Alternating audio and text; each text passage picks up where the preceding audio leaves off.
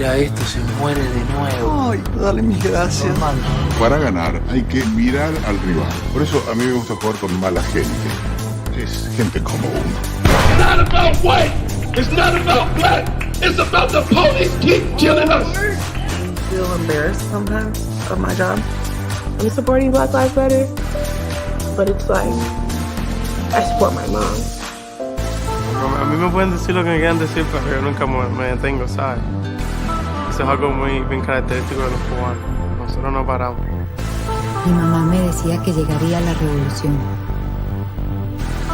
Desde entonces yo la esperaba con miedo y el pueblo con esperanza. The two cops that killed Mohammed Goodblanket received medals of valor. More than 125 years after the massacre of 300 of my people, they are still giving medals for killing Indians.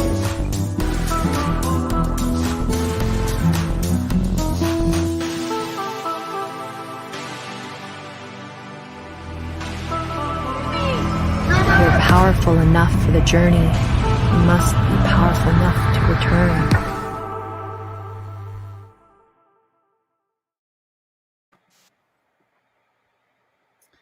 Hello everyone, my name is Andrea Weiss and I'm the co-director of the MFA program in film at City College. And we're really grateful to the America's Film Festival for hosting this showcase of our work, our student work, each year. I don't know how many years we've been doing it, several years now. And it's great for us. It's really fun for everybody to come back together after the films premiered a year ago in our graduation film festival, City Visions. So just like a very brief thing about our film program, in case you're looking for film schools, ours is a 2-year, very international, very diverse, very independent, on the independent spectrum, film school, and our students have, their films have gone on to show in all the major film festivals, from Sundance, the New York Film Festival, Berlin, etc. And apparently I've heard we've had more student Oscar winners than any other film school of comparable size. So yeah, we're look at our website. You see the link right there. I want to get on to talking to the filmmakers themselves. We have Leigh Comas, Jessica Moore, and John Patrick Hayden here today. We had 5 films in the screening. I don't know if the other 2 filmmakers will join us or not, but whether or not they do, I'm sure we're going to have a great conversation. I was thinking, it's great to see. Oh, Mohammed just joined us. Hi, Mohammed. How you doing? Mohammed, if you would just add your title of your film to your name the way the rest of them do, it would be great. So everyone knows that your film is the blue color. Okay. So I just thought I'm going to start by asking each of you a question, but we don't really need to be that formal about it. We can have it more like a conversation. And you can ask each other questions, or you can answer for each other. But I'm going to start at least by asking each of you a question, and then if there are questions from the audience, we'll take them late, in the second half. But Jessica, I want to start with you. So your film, Last Summer on Bainbridge Street, has a very hopeful and uplifting kind of ending. It suggests that people will be able to work out problems, and especially across racial and class lines, rather than having those problems keep on escalating. But I was thinking about your title. That was Last Summer on Bainbridge Street. What about this summer? What's happening on that block now? Because your film was finished before George Floyd's murder, before the terribly divisive presidential election, before the COVID pandemic exposed so much inequality, really showed us how deeply fractured we are as a nation. I'm wondering, have these events changed your perspective? Would your film, if you finished it now, still have that hopeful premise? Why or why not? I'm going to try to be very succinct. It's a heavy question, so I'll try my best. In short, yes, it would. My ending would still be hopeful or uplifting because I feel like the goal of the ending of Last Summer on Bainbridge Street is at least to try to start the conversation of different cultures coming together. And if we're talking about what's happening now on Bainbridge Street or what's happening now in Bed-Stuy, because like I'm still on the border of Bed-Stuy now. I live in Bushwick. Hello, Bushwick people. But there you do see people coming together like in community gardens and these places and these hubs where different cultures can come together as they care about the same thing, like beautifying the block or the neighborhood, or just these new initiatives about trash or education. There's a lot of volunteer work that's happening in the community. So I think in the end, when it comes to my ending, even though there has been trauma with the George Floyd murder, and police brutality keeps happening, but I still do think that it's better for diverse communities to find the common ground of being human beings to just make a better world for everyone. That's beautiful. I try to have that kind of optimism, but sometimes it's hard, given what's going on. No, but that's really, I think that's one of the real beautiful things about your film is it is hopeful, and it doesn't try and minimize, what those issues are or play them down in any way, but it still has a positive resolution, which I love. Okay. Does anyone else want to say anything about that before we move on to the next question? We're all good? Okay. Lei, your film.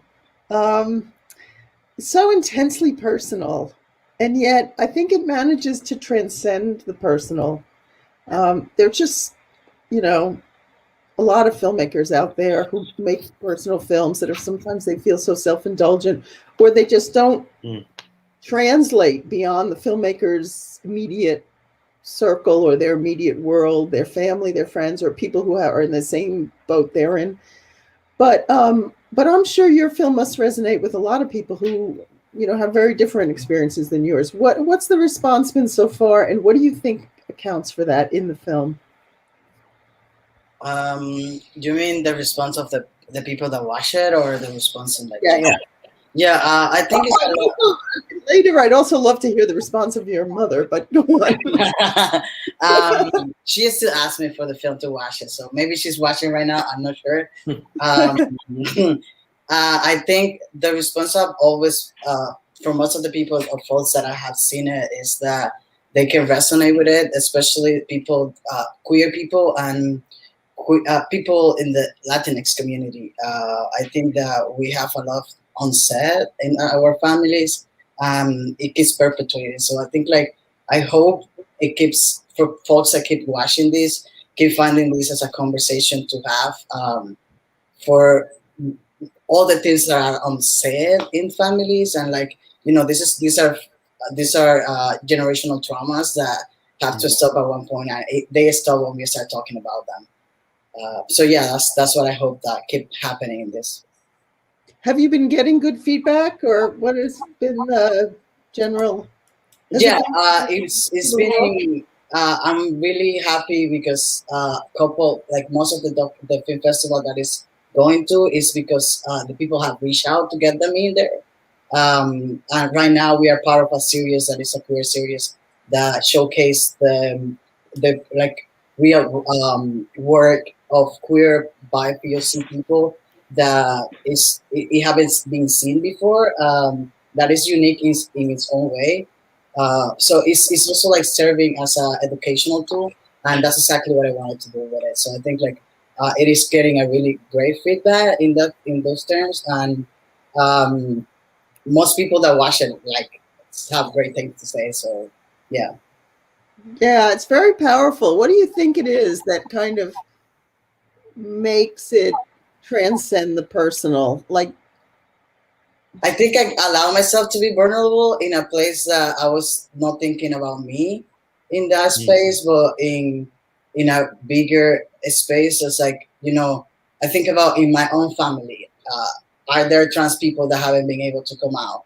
Or, I think about that, and I'm pretty sure there are people in my family that are not able to talk about the way that they want to talk, that I spoke to my mom about it.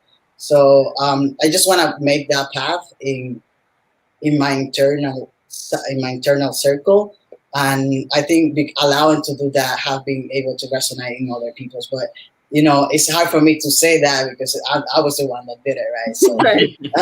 but that's what I get thrown at.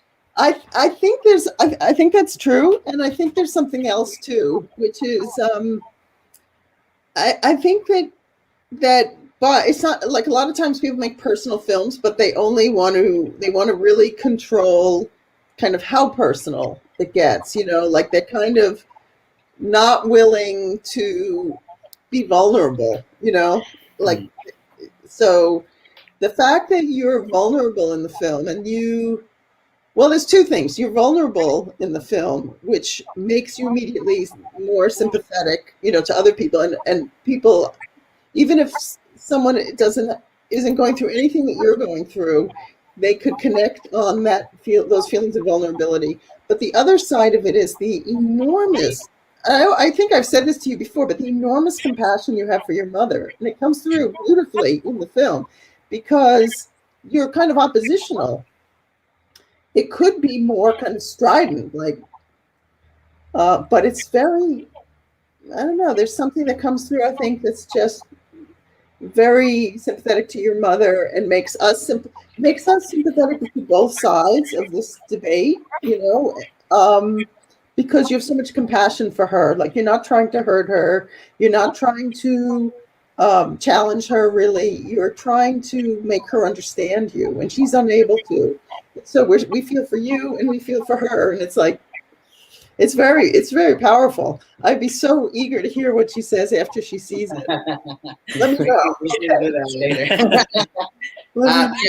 I think it was really important to me to show her as I don't have anything against her, right? Like, I think like these are beliefs that are there before her, right? Like, these are beliefs that she always was passed to, and she have her religion and all this. So I think the problematic of transphobia and homophobia is bigger than our parents. It's more a cultural problem, So when I see my mom, I see a human being, and I see a human being that have been affected by that and that still live in that space.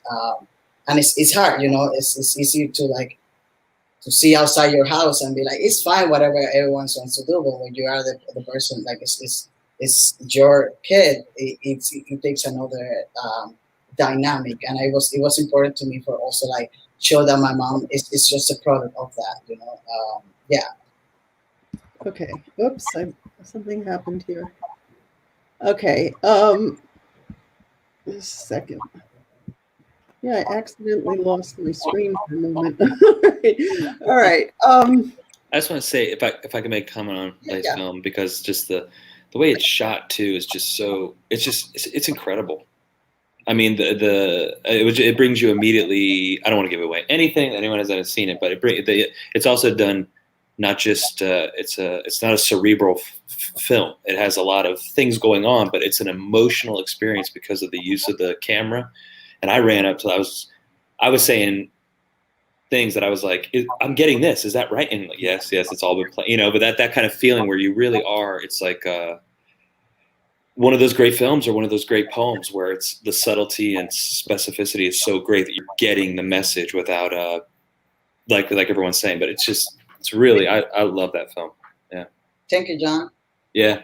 Because it's a film. Yeah, you're right. It's a film about all of us and the parents and the respect and the fighting and all of it, So it's beautiful. Yeah. There's a lot of scenes, and again, and then I love the prayer with the laughter and just love it. Still remember that. So it's great. Thank you. Okay, so I'm going to move on to you, Muhammad, for a second, or for more than a second. So your film, The Blue Cave, I think it's also an optimistic film, in a way that your protagonist is able to overcome his victimhood, you know, and he does it through his creative imagination, which is not just an escape from reality, but actually empowers him to be able to change his reality. So my question for you, I guess, is do you think art can do that? And if so, can you talk about a little bit about that process of creating art, or in our case, making films as being transformative? I definitely do. I think that's probably what I see as the power in film and art in general. You know, you can make a statement about society, you can be very expressive, and you could change minds with an art, specifically like film. In this particular film, it was meant to be inspirational, but at the same time, I didn't try to give it a happy ending. I tried to make it as realistic as possible. You know, oftentimes when we're trying to figure out who we are, or we're trying to break, as they say, generational curses or trauma that's being passed down in the family, it's really hard. And sometimes you could lose family members in the process. And I think it resonates with a lot of people who I've spoken to who've seen the film, because either they have come from abuse or they have done something that has gone against the family customs, whether it be coming out or just breaking away from abuse in the family or speaking up in the family. So I feel like that's resonated with a lot of people. But for me, and a lot personally, having gone through what was in the film, I did feel like writing and getting into drama helped me envision a different type of future that kind of fueled me to push back against all the forces around me that would have had me going a different way. Even if that meant joining a gang or becoming more like my stepdad.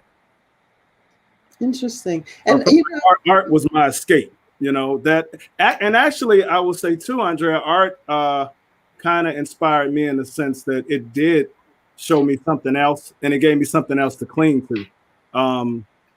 When I was going through all these negative forces were around me, if I'm making sense.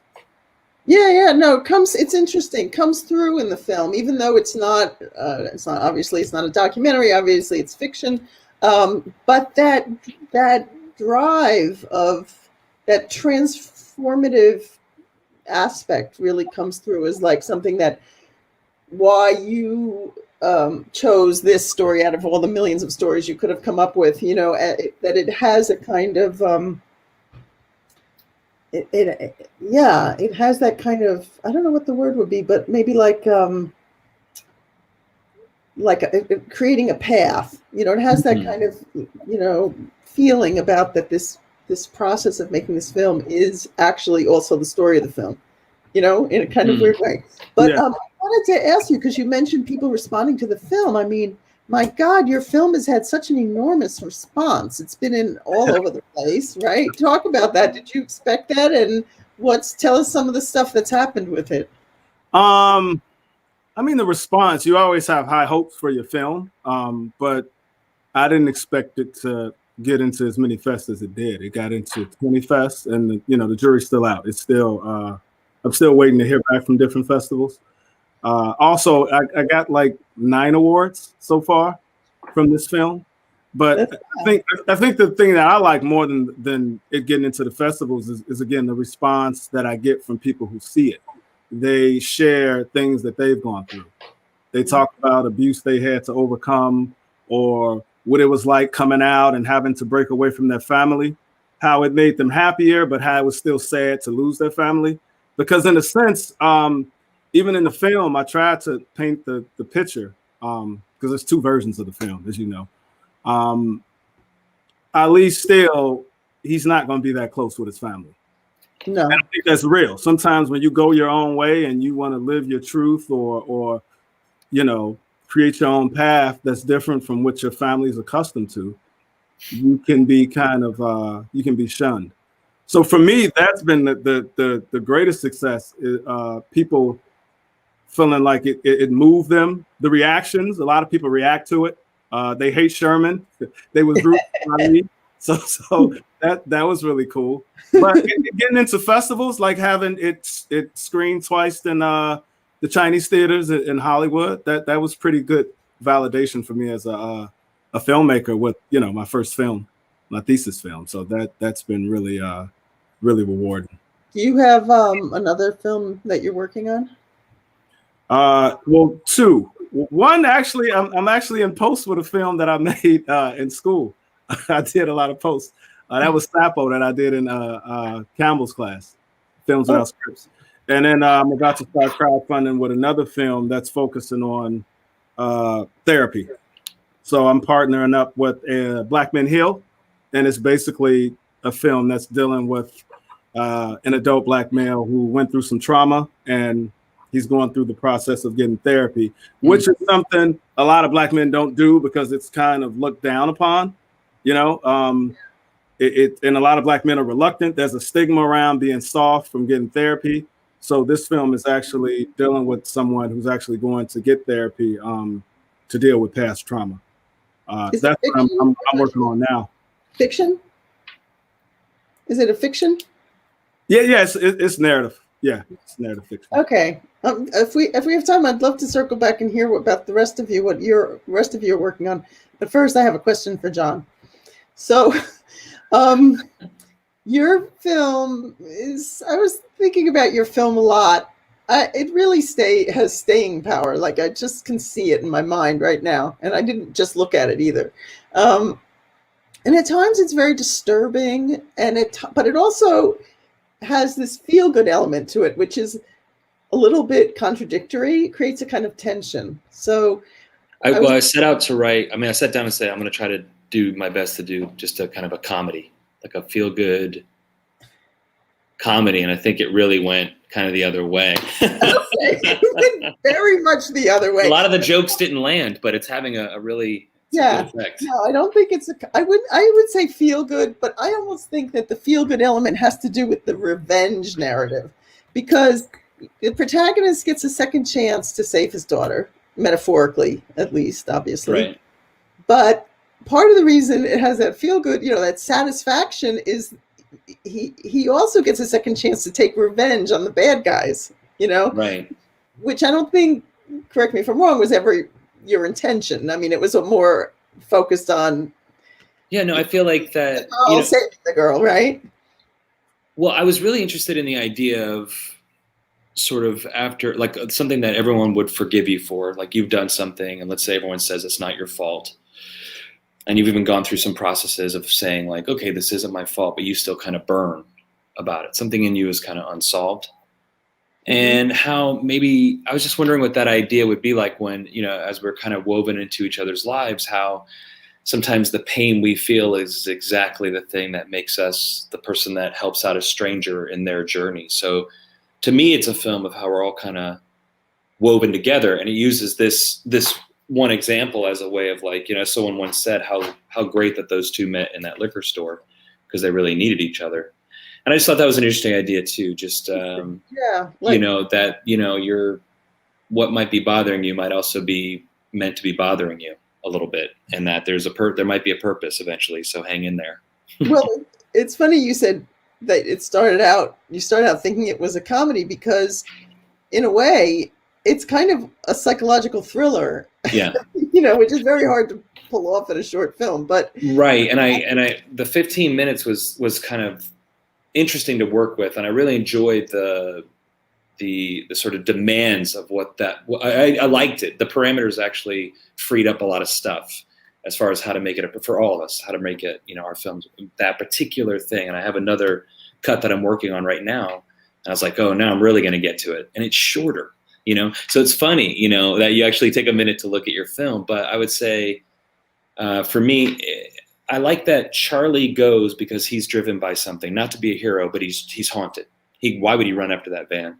The second part is he's not a good fighter. And I always made sure he doesn't save her. He's just sort of he's like an enzyme in a stomach. He kind of just shows up, and she's the one that takes care of herself. She's the one that gets her own she is her own revenge. So they kind of both come out. And I thought, I just thought that would be interesting that he, doesn't come in and kick down the door, but just maybe you're not going to save the day, but maybe you just showing up or saying in a much smaller, more realistic, real life way in our everyday lives, how we stop and say, hey, you okay? Or how you doing? Or just our way of bumbling into each other can really help out. So. Yeah, and for all your films, but in your case, John, it's like, wow, that 13 minutes or however long it is, like, has so much depth. There are just so many things working in there. And I think part of the reason it works so well is because the editing, I don't know what you're doing to it now, but the editing just seems so precise. It's like I said, it's so hard to do a psychological thriller. Let's just call it that. It's not quite that. It's a hybrid of different genres. That's what it's mainly getting recognized and winning for, thrillers. But part of the reason it works is that it's because of the timing. The pacing is so good. It's so like on the money. It was fun too.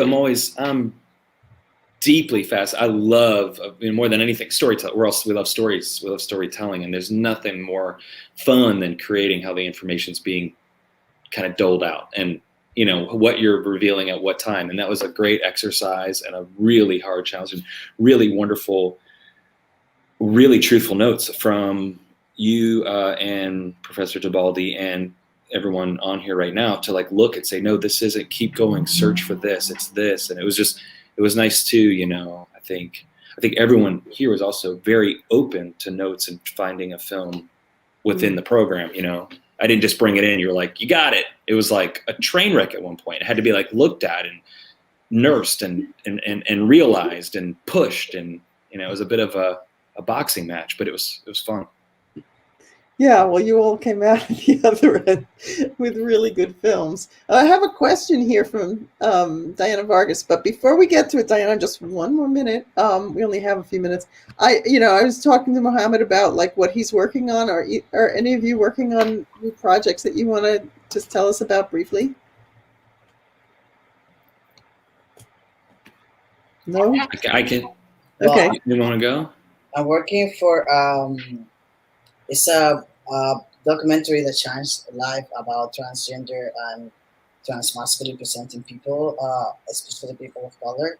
And I'm working as a post-production supervisor / producer with them. That's like what I have right now.